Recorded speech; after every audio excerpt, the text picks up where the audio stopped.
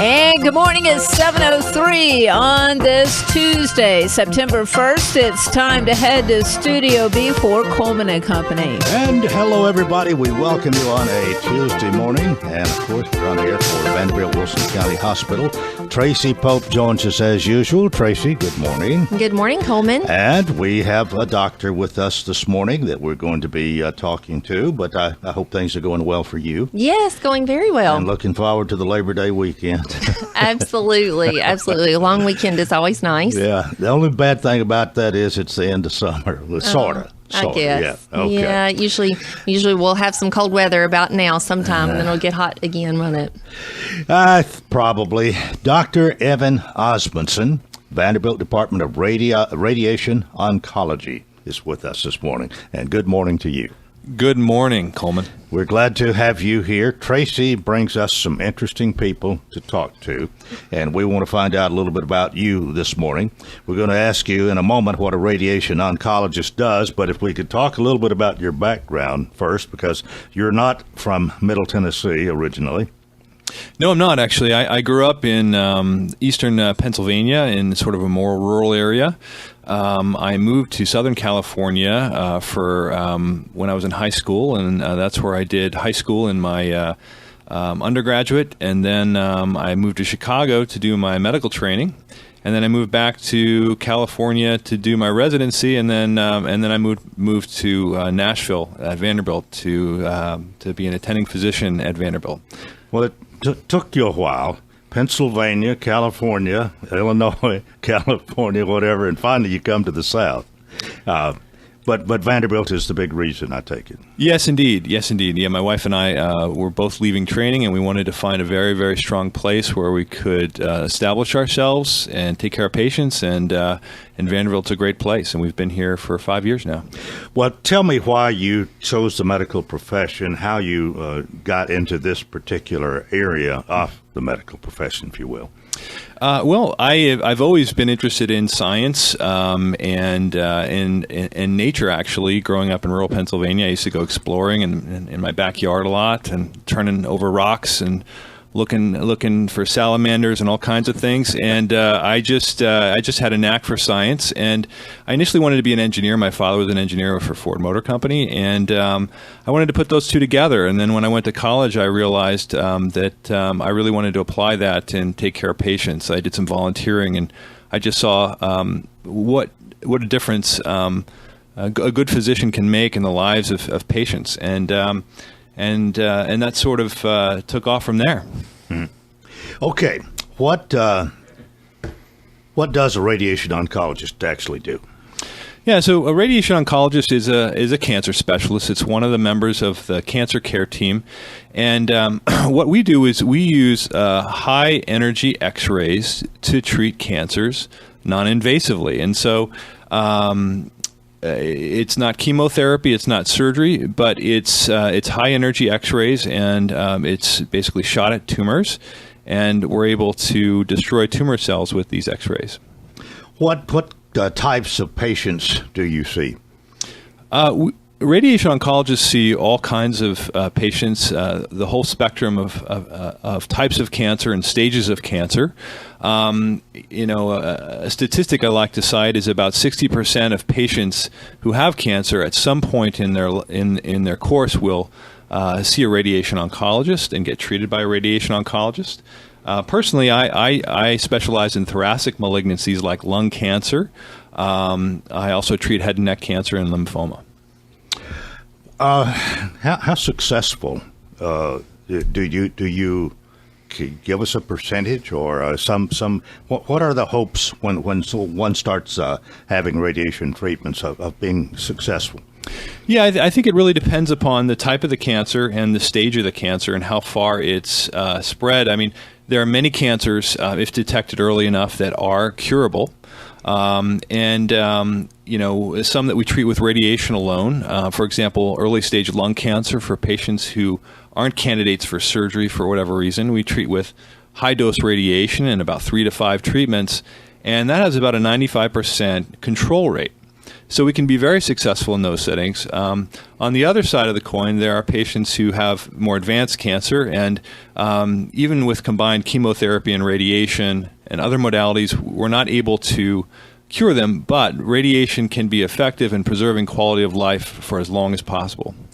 Are there dangers involved with radiation? There certainly are, and that's one of the reasons why it needs to be delivered very, very carefully and very, very precisely with the most modern and up-to-date techniques. In the old days, radiation was given in somewhat of a crude manner, but with modern technology, we're able to give it within millimeters of precision, and it's much safer than it used to be, and also much more effective. Does it actually destroy cancer cells? Is that the idea?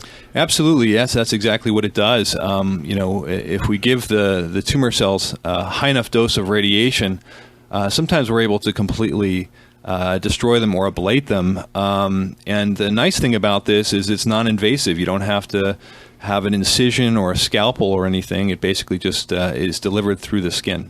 What about side effects or dangers are there?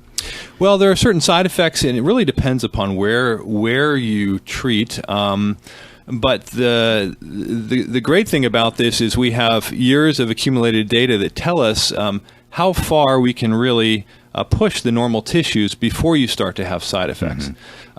Most patients will have some side effects from radiation during treatment, but they can be usually very effectively managed by their physician.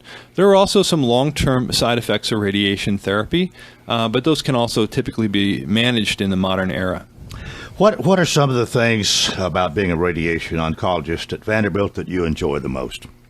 Well, I would say that the first thing is that I really enjoy working with patients. Having a patient having a cancer diagnosis is a major event for them, and just helping patients work through that, partnering with them to get them through their treatment. The second thing is specifically at Vanderbilt is there's a whole team of people, not just the physician, that is responsible for making sure a patient, from the time they walk into our clinic, from the time they leave our clinic after successful treatment, and working with a great team who share the vision, who really want to care for patients. It's just a joy to come to work every day when you work with folks like that. Well, tell us about Vanderbilt's new radiation oncology facility here in Wilson County. Yeah, we're very excited about this. This is a brand new state-of-the-art facility. It's a part of the Vanderbilt Ingram Cancer Center, Comprehensive Cancer Center. It is a site where we're able to deliver the state-of-the-art radiation therapy. We actually have recently installed a treatment machine that is the fourth in the country for this type of machine, and we're really excited to share it with the people at Wilson County. We will be able to treat just about every kind of cancer there, and from stage 1 to stage 4, that's patients who are curable to patients who may not be curable, but who we can help in other ways. And it's just a very unique center. Have we had anything like this before, really? Tracy? We have not. Years ago, we did have a cancer center with the hospital, but it closed. So we have not had cancer options here in Wilson County for over 5 years. So there is some uniqueness about this center here, and might talk a little bit more about the services that it does provide. Yeah, absolutely. So traditionally, when patients get radiation therapy, the radiation therapist, the radiation oncologist, develops a plan for them. And that plan is the plan that they typically stick with throughout their course of radiation, which can be 1 week, can be 6 weeks. But one of the things that we know is that patients' anatomy changes. They may lose weight during treatment. We know that tumors shrink during treatment. And this new facility will allow us to adapt the radiation plan in a real-time basis over time. So as a patient tumor shrinks, we're able to pull in our radiation fields and spare more normal tissue. It gives more precise treatment and more accurate treatment. So it's very unique in that regard. I take it that no two people are exactly alike, so you do adapt to each person's a little bit different, and you have to study and get the right approach there. Absolutely, you're absolutely right. Every single case and every single patient is unique, not just from sort of the cancer perspective, but from a sort of psychosocial perspective and how they're dealing with it. And I think it's an important role of the radiation oncologist to be able to choose the right therapy and help them get through their cancer care. Well, Tracy, I know you're excited about this, and I understand was yesterday the official day for this? Yesterday was the official opening, and we have planned and prepared for this for months, and in spite of COVID, we were not able to do an official grand opening or ribbon cutting, but we're hoping to get the word out to our residents and community members, and hopefully sometime in the near future we can celebrate with everyone together, but we're very excited. The grand opening of Vanderbilt Ingram Cancer Center at Wilson County was officially yesterday, and we have exciting things to come. All right, we've got more to talk about, but we must take a break here. And again, Dr. Evan Osmundson, Vanderbilt Department of Radiation Oncology is with us, along with Tracy Pope.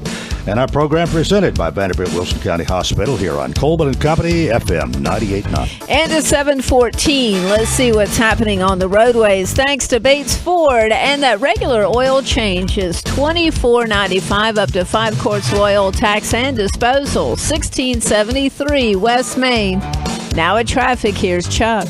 Well, good morning. A couple of accidents out here in the last few minutes in Donaldson. A wreck with injuries at McCrory Creek and Elm Hill Pike. If that's your route you normally take, avoid that area. The fire department's got lanes of traffic blocked there at McCrory Creek at Elm Hill Pike. 2200 block of Church Pike at Trinity Hills. A wreck just happened there. They're still mopping up that wreck with injuries in Madison at State Route 45 at MacArthur Drive.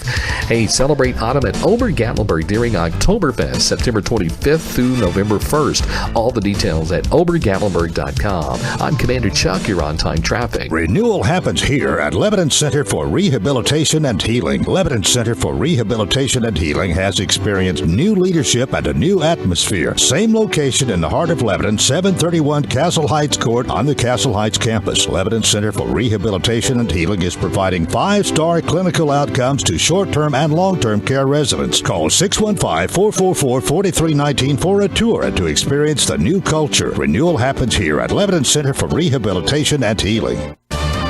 Lebanon High School football is live this season on WANT and WCOR. Join Tommy Bryan and the crew with all of the action brought to you by Bates Ford, Cedar Recovery of Middle Tennessee, the law firm of Clemens & Clemens, D.T. McCall & Sons, Fakes & Hooker Lumber, Sheriff Robert Bryan, Lebanon Police Chief Mike Justice, and Wilson Bank & Trust. Lebanon High School football Friday night starting with the pregame show at 6:30 on WANT FM 98.9 and WCOR AM 1490. Vanderbilt Health is honored to announce the newest addition to our family of hospitals, Vanderbilt Wilson County Hospital in Lebanon. This hospital will provide care for Wilson County residents with the goal of improving the health and well-being of our newest community. Hospitals are for healing, new life, and recovery.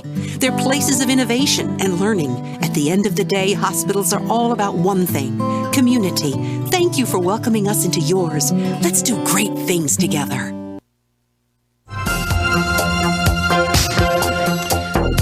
Coleman and Company, thanks for joining us. Again, our program presented by Vanderbilt Wilson County Hospital. Tracy Pope is Director of Community Relations. She's here along with Dr. Evan Osmundson. I hope I've got that fairly right. Osmundson, Vanderbilt Department of Radiation Oncology. Now, you are telling me, of course, that this the radiation department here officially opened yesterday, as we were saying, going to the break here, and you actually are. This is sort of your baby, we might say. You're supervising. You're in charge of this, right? Well, we have a whole team members who are helping implement this. I think this is something that, as the medical director of Vanderbilt Downtown, I've certainly played a role in this, but there are many players who have really put a lot of work and time, Tracy included here, to get this thing up and running. Yeah. Well, I know that it's an exciting time even for you, even though you're not going to be here all the time. But for people in this area, it's going to be really an advantage to not have to travel to Nashville for this service. Absolutely. And radiation therapy is a bit different than chemotherapy. Often chemotherapy is given once a week or once every 3 weeks, so a single trip once a week isn't that much of a burden, but radiation therapy is often given every day over the course of 6 weeks. And so having, to travel, downtown from Lebanon, well, it may not be that far away. If you do it for 6 weeks, it can take some time. So we're really excited to be able to bring a state-of-the-art radiation oncology facility to the folks in Wilson County, and make it a little bit easier for them to get the top-notch care. Well, I think many times there's a regimen of treatments of maybe 30 or 35 that we're talking about here, and as you said, on a daily basis, at least 5 a week.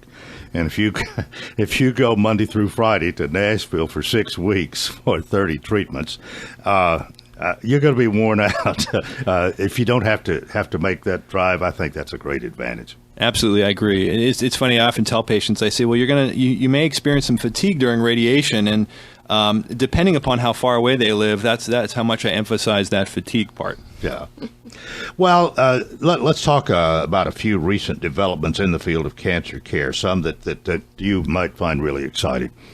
Yeah, I'd say that many of these fall under the broad spectrum of precision oncology. And what really precision oncology means is, and you alluded to this a little bit earlier, Coleman, is no two patients' cancer is the same. Anatomically, where the cancer is, but also biologically. And so what we're able to do now in cancer is be able to test a patient's tumor and determine, well, what is the appropriate therapy? And we can look at mutations in the tumor, for example, that may tell us whether it will respond to one type of cancer therapy or another. We can take a look at the mutations in the tumor to determine how high of a dose of radiation we need to go to help eradicate it. So precision oncology is very important. And then sort of to dovetail from that we would also, I would also say immunotherapy. I think for many, many years we've been familiar with chemotherapy and radiation and surgery as main modalities for cancer care, but immunotherapy is a relatively new development where medicines are given to the patient to help the body's immune system help defeat the cancer.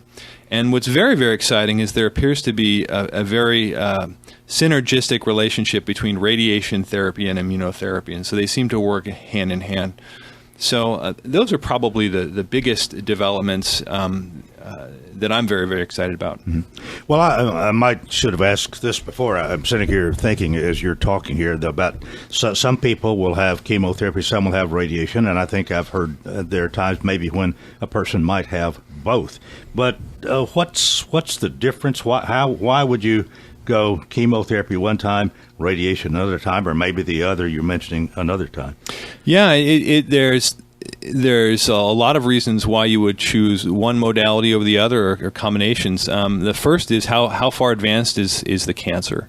Early stage lung cancer, for example, can often be taken out with a surgery. And patients may not need anything else, just a surgery. Whereas more advanced cancers may need combined chemotherapy and radiation together. I think it's been a lot of trial and error depending upon the cancer type and the site, and lots of clinical trials have tested one regimen over the other.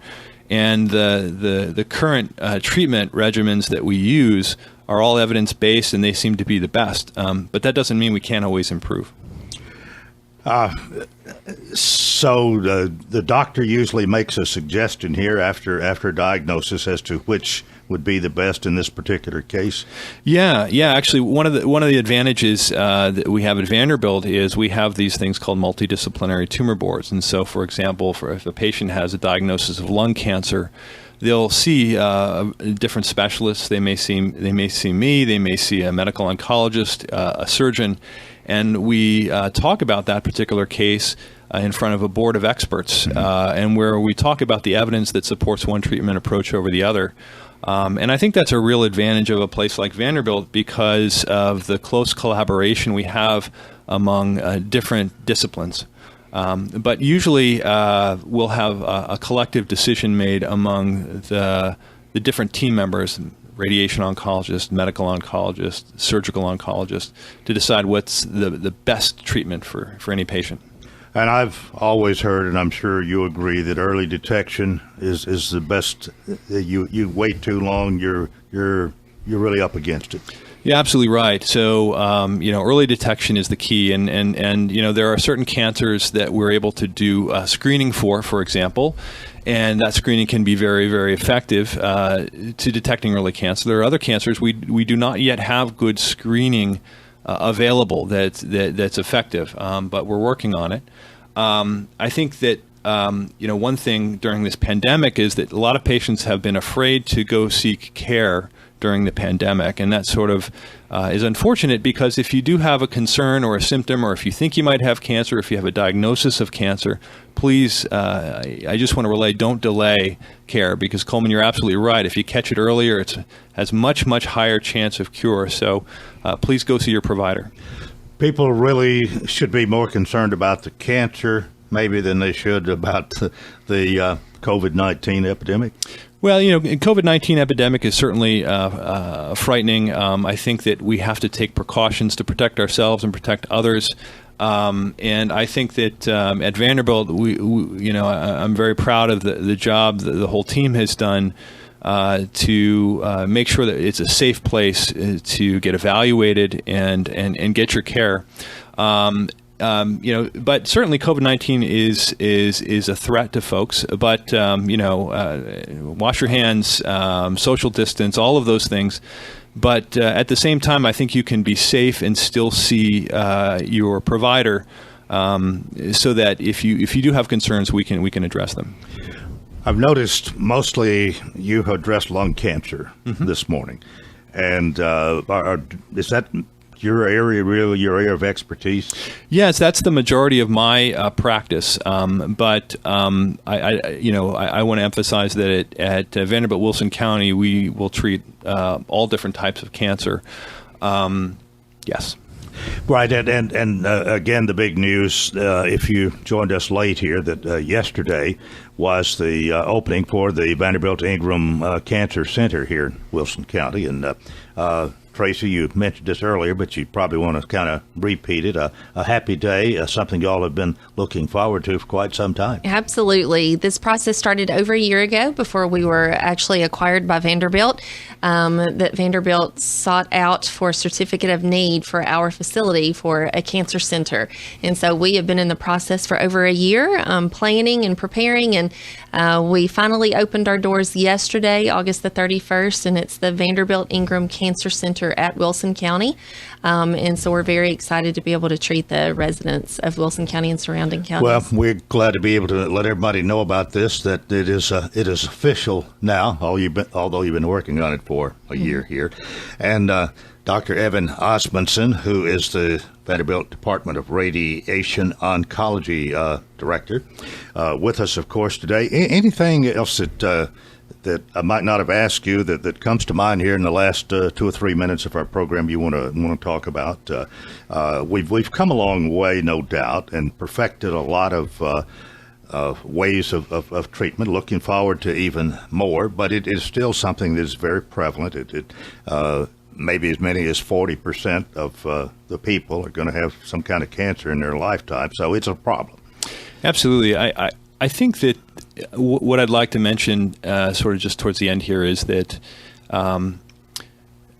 even patients who have uncurable cancer, we are making lots of strides in caring for them. And in many cases, patients can have stage 4 disease for many, many years and can live with excellent quality of life. And at some point, we may be looking at treating cancer more as a chronic disease.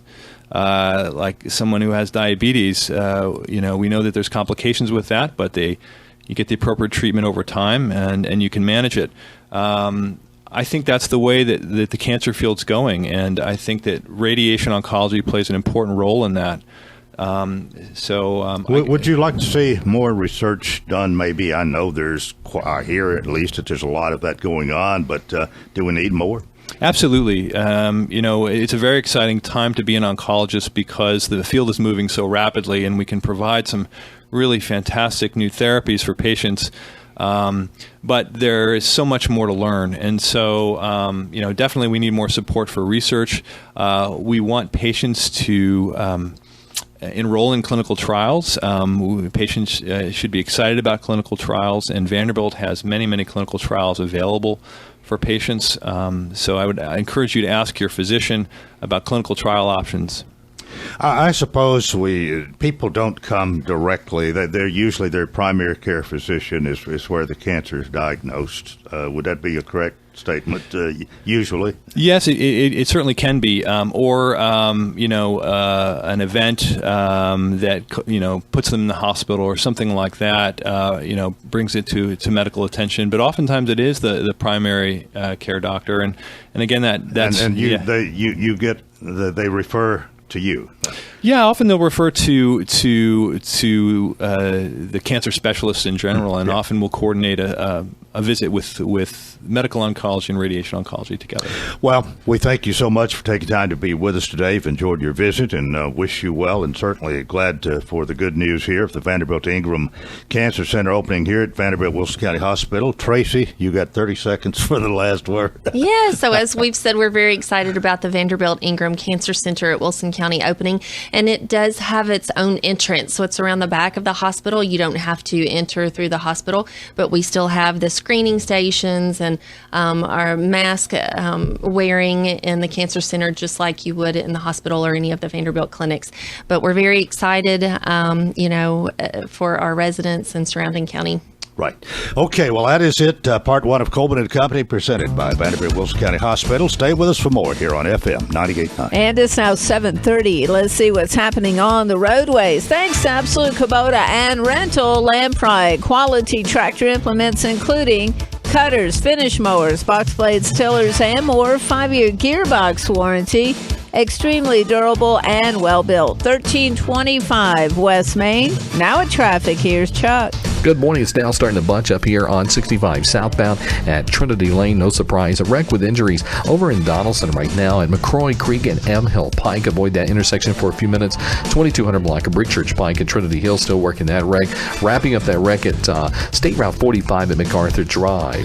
Hey, celebrate autumn at Ober-Gatlinburg during Oktoberfest, September 25th through November 1st. All the details at obergatlinburg.com. I'm Commander Chuck with your on-time traffic. 71 degrees all the way. 73 degrees, please. So what's your perfect degree of comfort? We'll help you find it with professional Rheem HVAC service that'll keep your home comfy year-round, save on energy costs, and may qualify for utility rebates and tax credits. So enjoy a new degree of comfort. 72 degrees, and I'm good to go. Financing available through TVA's Energy Right program and your local power company. Call Randy's Heat and Air 237-3604. Hello, I'm Rick Bell. Lebanon has always been my home. As a former member of the Lebanon City Council and as a member of the boards of Empower Me Center, Historic Lebanon, Fillers Grove, and Leadership Wilson, I have striven to give back to the community that I love. As a history professor at Coleman University for 20 years and as Lebanon City historian, I have worked to honor our past. Now is the time to lead our city into the future. I'm Rick Bell. I would appreciate your vote November 3rd. Paid for by Rick Bell for Mayor, Adrian Kelly, Treasurer. Scattered showers and storms are in the forecast today, so you'll need to pack the umbrella. Highs this afternoon will top out in the upper 80s. On Wednesday, more spotty showers will be moving through, so keep that in mind if you have any outdoor plans. Temperatures on Wednesday will climb into the upper 80s. This weather forecast is brought to you by Walker Auction and Realty. Professional auction and real estate services. Get top dollar for your home, land, or personal property. Log on to MikeWalkerAuctions.com. They know auctions. That's a look at your forecast. I'm meteorologist TJ Scott. And we welcome you to part two of Coleman and Company here on a Tuesday morning. Sean Dozier joins us to talk about Hearthside. By the way, I'm going to switch pens. All right. I've got a Vanderbilt Wilson County pen. I've got a Hearthside pen. I'm glad you got one of those. Those are nice pens, I tell you. They are. They really are. I appreciate you using them. Right. Well, I gotta pay attention to my sponsor. My advertiser. I appreciate that. Well, it's September 1st, Coleman. Yep. Can't believe it. I know. This year's going quicker than we thought. Next Monday is Labor Day. Labor Day weekend. I guess you're off. Are we off Tuesday? Are you taking Tuesday off? No, we'll be here Tuesday. Okay. Sean is the executive director of Hearthside Senior Living. That's right. All right. We were talking about the Senior Citizen Center. I'm sorry it's going to be closed again, but the good news is we get to be there Friday to to serve curbside pickup. Harside's going to be there, and I've been there several times, Coleman, and I wait for you to. Maybe I wait for you. came. Well, I think it was. I think Susie had a gift bag she was doing, but I've been waiting for you to pull up. But every time, here comes Helen. She comes. Here she comes. I guess you sent her out to get your lunch. Well, she usually chooses. I never see you. I don't know. I've been over a few times. Okay. She does go more than I do. She does. Yeah. I see her all the time. All but right. She picks up your lunch for you. But we're going to be there Friday. We're going to pass out some nice goodies, and I know Teresa appreciates all of her sponsors coming out to help with that. But I guess they'll be doing that another month. Yeah, So right. the Senior Citizen Center is going to be shut down for another month. But a lot of good sponsors to come and pass out goodies, and you can pick up your lunch, and it's always a nice time to be there. Teresa's made the most of that, Yes, and Patty, of and course, Patty and two Teresa, of they them, both done a fabulous job with that. Well, anything really different at Hearthside? No, everything's going really well. We are continuing to have admissions. We're open for business. April and May and part of June was really, really slow, but now it's starting to pick back up. We're doing a lot of virtual tours, a lot of calls, a lot of emails, a lot of people visiting our website at hearthsideliving.org, a lot of people visiting our Facebook page. So it really is picking back up. We had a gentleman move in Friday, and that's gone really, really well. We've got a couple people moving in a couple weeks. Right now they're in rehab, so we're waiting on those folks to move in. We had a tour yesterday that we did, so it really is starting to pick back up. We have we have a few small rooms available, Coleman. We have one medium room and one large room available. So if you're interested, you can call us at 615-443-1994. Or you can check our Facebook page out or our website at hearthsideliving.org.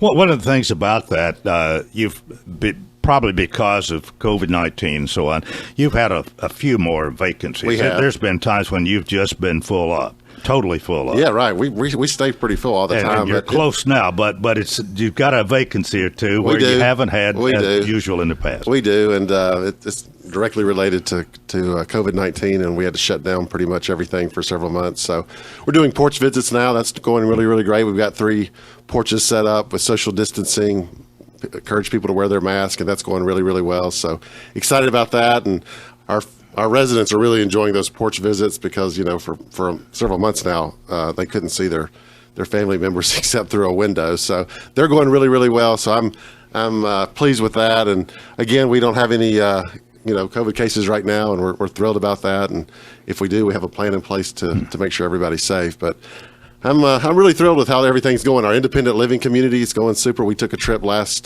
Friday to up to Gainesboro and had a nice lunch up there. And How did you do that? We took cars. We didn't use our church bus that College I Hill was just wondering. graciously provides us every month. But we're using cars right now to sort of spread out, and we had a great time with that. All of our homes are completely sold right now. We've got a waiting list. You can go to our Facebook page or our website and take a virtual tour, a fly through one of those homes. So I encourage people to do that.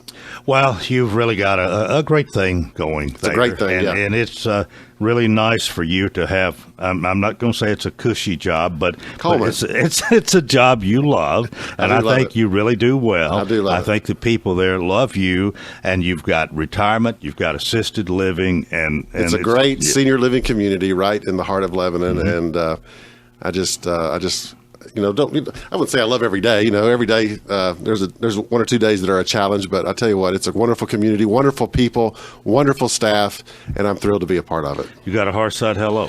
Well, I didn't this morning until I said, Rebecca, do you have a Hearthside hello for me? And she said, yes. I saw Dr. Paul Stum Sunday, and he was with his granddaughter, Callie, and they said, we listened to Sean and Coleman on the radio. So Hearthside hello to Callie. She is Paul's granddaughter. All right, great. So say hello to Callie for me. Okay. Hello. She's a 4th grader at Coles Ferry. Yeah. All right. Hope she's listening. She is. Thanks for being with us. Thank you. We'll see you next See you later. Tuesday. Bye. And don't forget me. Next Tuesday's going to seem like a Monday. All right.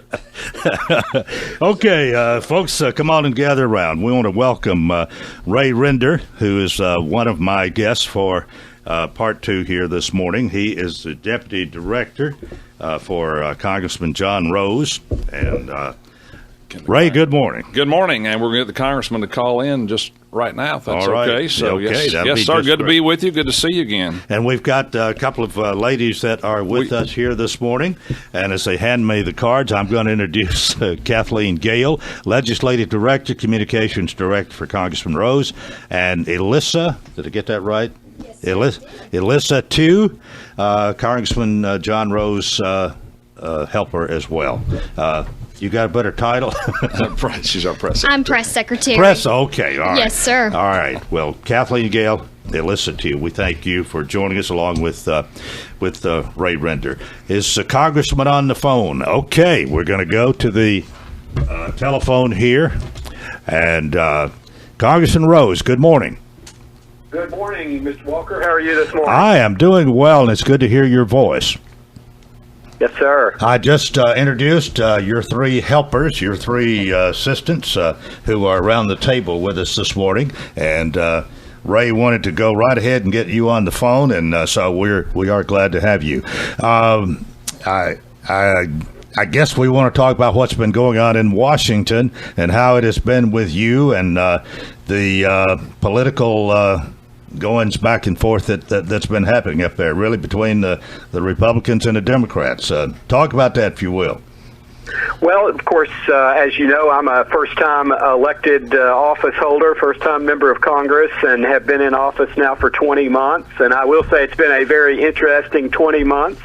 As your listeners know, the Democrats have the majority in the House of Representatives. Nancy Pelosi is the Speaker, and what I've learned is that the majority controls what you do in Congress. They set the agenda, they set the schedule, they determine which bills get heard in the House and which bills don't, and which bills have an opportunity to be debated. And so that has been a frustrating thing. I will tell you that most of this 20-month period, particularly all of last year up through early February, the Democrats have been fixated on chasing the president.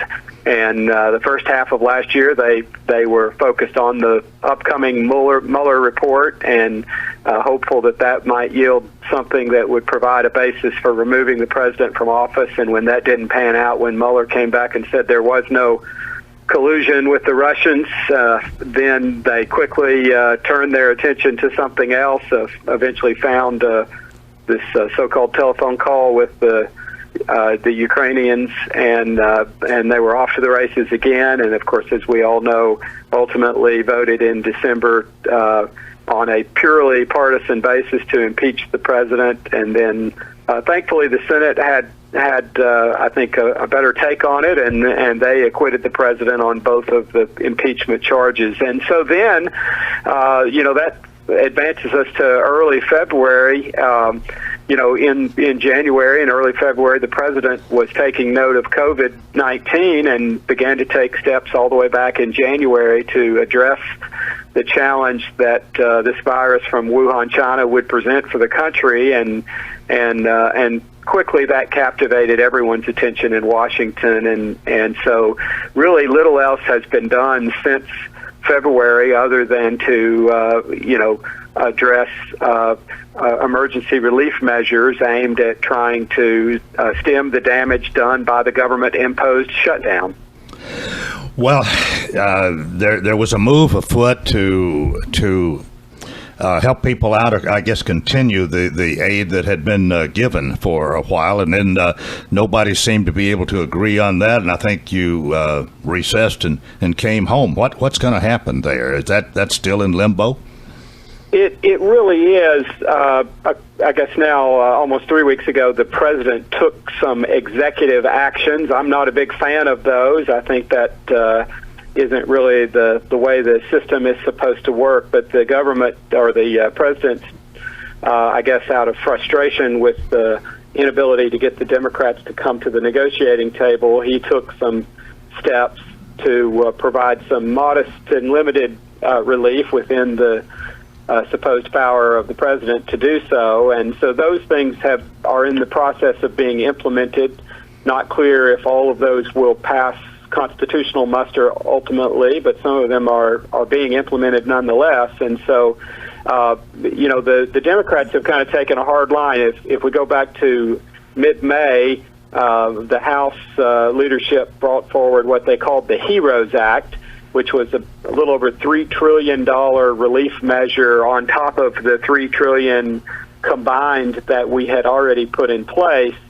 And I say relief measure loosely because certainly some of the provisions of the HEROES Act were aimed at COVID-19, but much of it really had very little, if anything, to do with COVID-19, and it's just kind of a Democrat wish list of items that they had passed in various other forms over the last year on a partisan basis, and it passed on a partisan basis, and of course the Senate has never taken that up. The Senate has attempted, along with the White House, to negotiate with Speaker Pelosi and the Minority Leader Chuck Schumer in the Senate, but at least so far those negotiations have not borne fruit, and the Democrats have publicly expressed that they don't feel that they have to negotiate, so they have essentially kind of stood their ground of we want $3 trillion or nothing, and so sadly it's nothing.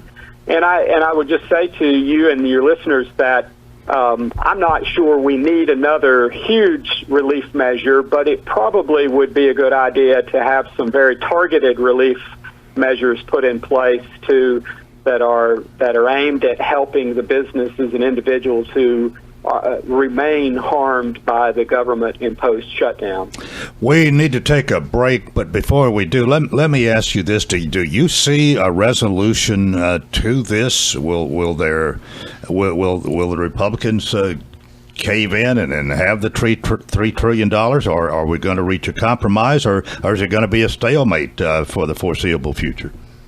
I think it will be a stalemate. Of course, it probably depends a lot on what the political polling shows to each side, and whether they feel like their support is eroding one way or the other. But at least thus far, both sides seem to have entrenched themselves.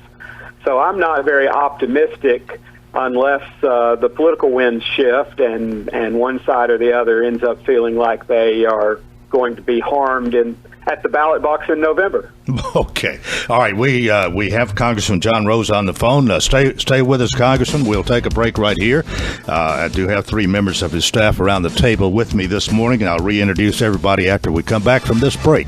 This is Coleman and Company, FM 98.9. And it's now 7:46. Let's see what's happening on the roadways. Thanks to our friends at Bates Ford and the Works Vehicle Checkup. They'll make sure your vehicle is ready for any road. 5 quarts of oil, tax and disposal, tire rotation, and safety check. 1673 West Main. Now at traffic, here's Chuck. Good morning. The police clearing of this wreck out here at McCrory Creek and M Hill Pike over in Donaldson. 2200 block of Brick Church Pike at Trinity Hills. That wreck also in its clearing stages. It's actually just now starting to get a little bit busy down 65, making your way southbound through Madison. Traffic still holding up here. 65 through Williamson County from Franklin into Brentwood. Celebrate autumn at Ober-Gatlinburg during Oktoberfest, September 25th through November 1st. All the details at Ober-Gatlinburg.com. I'm Commander Chuck with your on-time traffic. Welcome to Hearthside Senior Living, Lebanon's unique senior living community designed for seniors to age in place, all within a safe, comfortable, and Christian environment. Beautiful retirement homes designed for an independent lifestyle with maintenance-free living. Hearthside Senior Living also continues the excellent tradition of assisted living for those seniors who need additional services. Hearthside Senior Living, an independent retirement community and assisted living community, all on one campus in the heart of Lebanon. Call 615-443-1994 for a tour. Rick Bell, who was appointed to the City Council by fellow developer and former Mayor Philip Craighead, voted to build a $5 million super park at Hamilton Springs, Bell Family Investment Property. He also voted to donate $850,000 to a private school that he taught at for 20 years. This looks like a conflict of interest. Vote Bernie Ash for Mayor of Lebanon. 22 years in elective office and never a hint of a conflict of interest. This message has been paid for by Bernie Ash. WANT is proud to announce the return of the Fakes and Hooker Scoreboard Show. Every Friday night, we will bring you local scores and interviews with Wilson County coaches directly after the LHS football game. The 2020 Scoreboard Show is brought to you by Fakes and Hooker, Purdine Supply, Designers Carpet, Kenny Salas and the hometown team of Keller Williams, Lebanon Appliance, Minchie's Landscape, Palometto's Insurance, and Sammy B's Restaurant. That's every Friday night after the LHS football broadcast, right here on WANT 98.9, Wilson County's own radio. Continue. Thanks joining us, and our thanks to Congressman John Rose. He's on the phone with us. I guess it's okay if we say that you're in Cookeville this morning, Congressman, but we're sure glad to have you with us. And I want to, what are you hearing from people in the district here? Do you get a lot of back and forth dialogue? I mean, a lot of people from both sides pulling at you, or is it pretty much a stable message from your constituents here in this district? Well, we do get a mix of messages. I will say that the 6th District has become very conservative, as evidenced by the voting records of voters across the 6th District. So the political pundits rate districts on how Republican or Democrat they are, and the 6th District today is rated as R24, which means that a Republican running in the district would tend to have a 24% advantage just coming in to a race, which is a very high number. The president back in 2016 won the 6th District by a 49% margin. So what we see is that support for the president is overwhelming, and the calls really reflect that. Now, obviously I represent all 713,928 people that call the 6th District home, at least by the census in 2010, and so we help folks who call in and need help, regardless of what their political stance is. Sometimes they just want to tell us what they think, and we're happy to listen when they do. Are there some particular concerns you have for this district, some needs here that you are working on? Well, there are a number, Coleman. We, one of the things that we have made a focus, of course, I serve on the Financial Services Committee, and very honored to have that opportunity, and so that focuses a lot of my attention on financial related issues that come before the Congress, and those of course have impact right here on the 6th District. But we look at a lot of a range of other issues, and one that I think that has really been brought into focus here in the wake of the COVID-19 crisis is the availability of broadband across our district. So this is something that we've paid a lot of attention to and tried to help fashion solutions for. And it's become very clear that if folks are going to do business from home, if they're going to do school from home, then they've got to have a high bandwidth connectivity to the World Wide Web and the internet. And so in some places in our district that is available, and in others it's not, and so we've got a lot of work to do there to make sure that we get the 6th District where everyone has access to broadband. And then another really concern of mine is infrastructure generally. Anyone who's driven the roads of Middle Tennessee and Tennessee more broadly knows that we need a lot of investment, frankly, in our road system to keep up with the growth. We're happy to have that growth in Tennessee, and we're happy to see Tennessee doing well economically despite the kind of self-imposed downturn created by the coronavirus. But we've got to invest for the future, and those are long-term investments. So unfortunately, that was one of the issues that I hoped that the president and the Democrat majority in the House could negotiate on, but they have, frankly, the president has made it clear that he would make a deal there, but thus far the Democrats have been unwilling to come to the negotiating table on that issue. Let me address this broadband just a little bit. I think there's no question there's a need for people in the rural areas to have this, as you've expressed. Is it going to take an appropriation, something from the government to get this going? I mean, is this something that is probably not ever going to be really feasible for private enterprise? I think you're right about that. I would look at it kind of the way that you mentioned your dad working for Middle Tennessee Electric and being involved in the early days of bringing electric service to rural areas of our state. And I think broadband is much like electricity and telephone were back in the 30s and 40s. I think that, some of our rural areas are just such high-cost areas for service providers to reach that unless they have an extra incentive, then they're unlikely to provide that service broadly across these rural areas. And that's true elsewhere in the country as well. And so I think, frankly, I think we should just tear a page out of the playbook that we used back in the 30s and 40s and work toward creating a system where universal access, and by that I don't mean universal service. I'm not a big fan of giving people service, but I think that we want that service available to everyone in the broadest way possible. And so I think that what we see right now, unfortunately, across the country is kind of a mishmash, if you will, of programs and grants and state and federal laws, in some case local actions where municipalities get involved in providing broadband to their city residents. And I think we need a broader approach. And thankfully, the Federal Communications Commission has begun to move in that direction. I think they've been a little bit slow to respond to this. But I think anyone who's spent any time in Middle Tennessee knows that we need not only broadband, but we need widely available cellular service if we want our business industry to prosper in Middle Tennessee.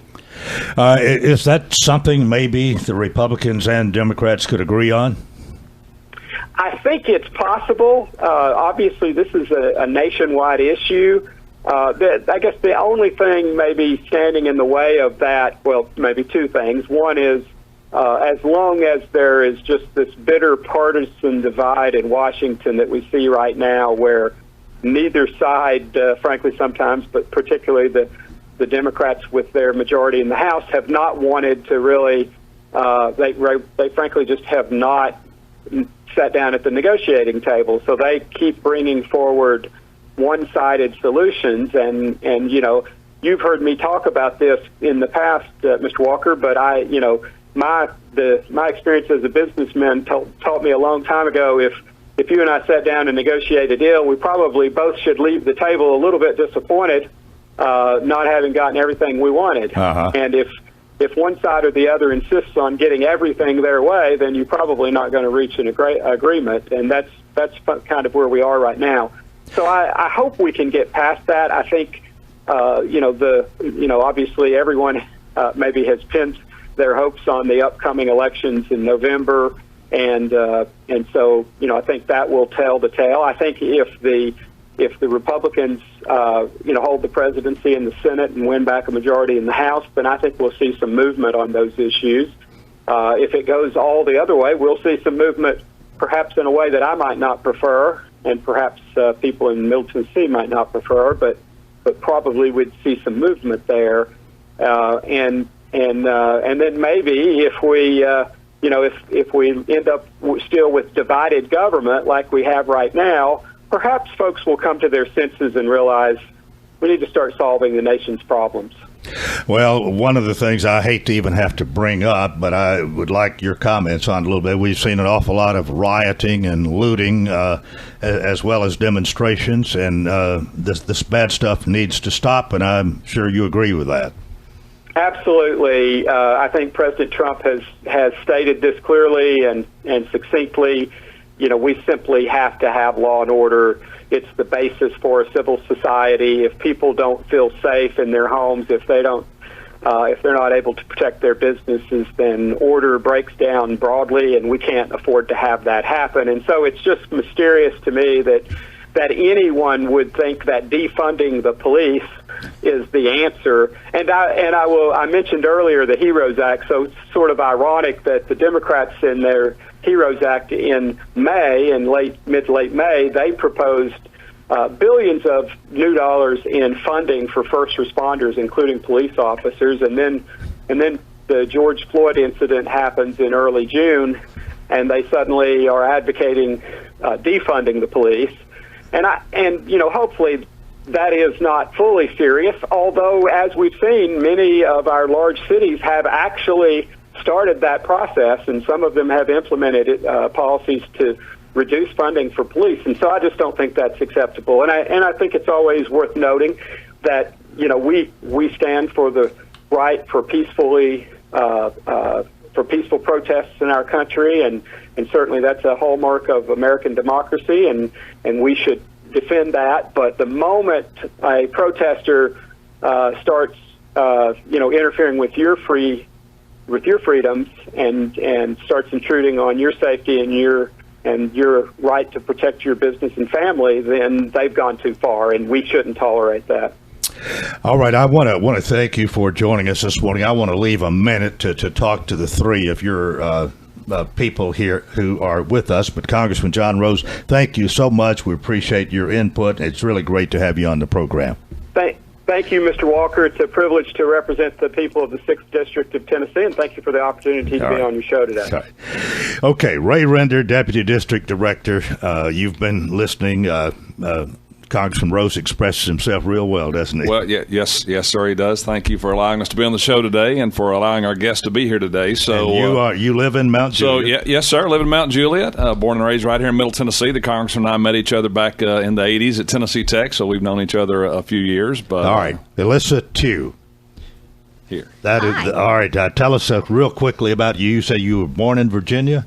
I was actually born in North Carolina. No, I'm sorry, North Carolina. Sorry. Okay. No, it's all good. Yeah. So I'm actually new to Team Rose, but I'm excited to be a part of it and down here in the district today, seeing everything that's here. All right. And Kathleen Gale, now y'all didn't really want to talk a lot, but we just, you're around the table here, so at least we acknowledge you. And quickly, what do you do? Sir, I'm Congressman Rose's Legislative Director and Communications Director, and we're based out of the D.C. office, but we're here for the week and excited to meet with folks and hear about what they care about. Well, thank you all for being here today, and we certainly enjoyed having him and you as our guest. And that's going to do it for a Tuesday. I hope you'll join us tomorrow for Coleman and Company. Till then, I wish you a terrific day.